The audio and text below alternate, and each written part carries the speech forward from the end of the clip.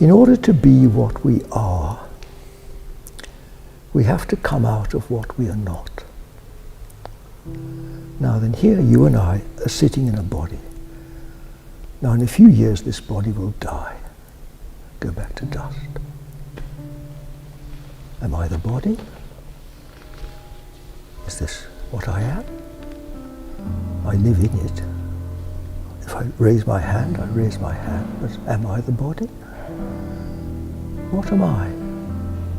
Well, let's take it a bit further. I think these thoughts, but my thoughts change from day to day. There's nothing consistent about thoughts. My emotions are like a seesaw, up this way and that.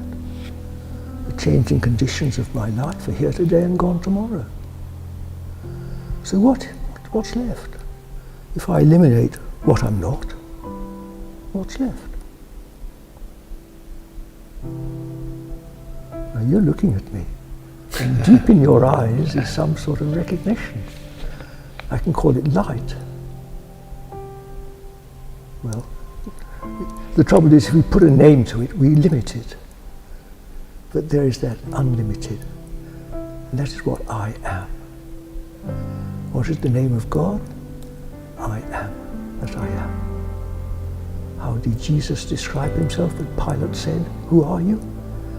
Before Abraham was, I am. Timeless, spaceless, indescribable, pure being oneself.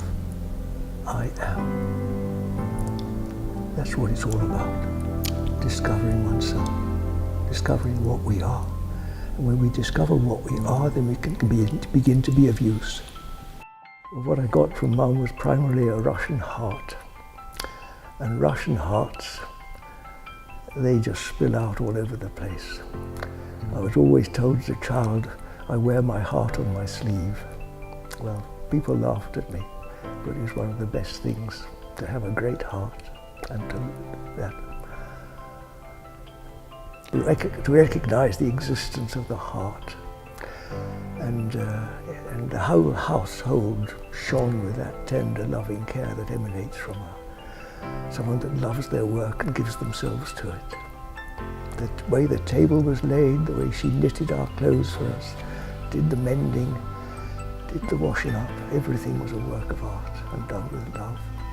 I think like most people who've done voluntary service, I learnt, it gave me much more than I gave to it really.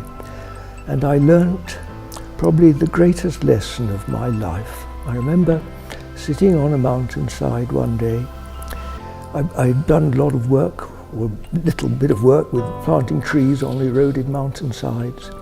And of course the local sheep and goats had come and eaten them all off, and I was sitting there a bit depressed.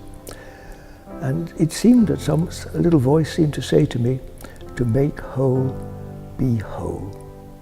Make whole, to make whole, be whole. Well, I hardly understood what that was then.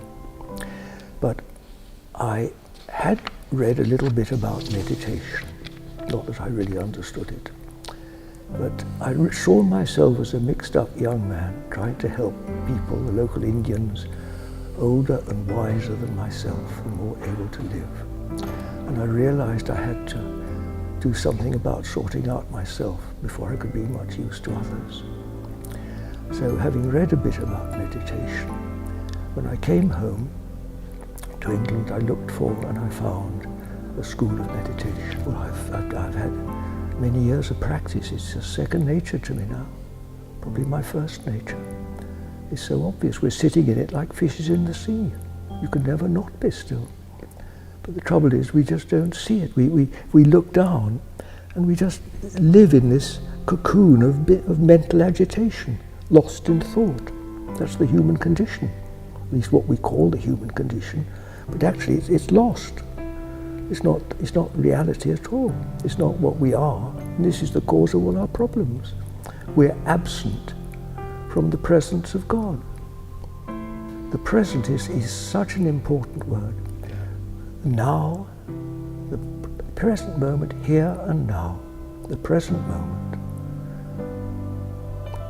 You can hear the church clock chiming, can't you? I Okay. It's sounding in stillness, isn't it? It's 1 o'clock. In Yeah. stillness and in timelessness. Time goes round, Yeah. round and round in eternal presence. The peace of God that passeth understanding, right here and now. We can never be closer to God than right here and now.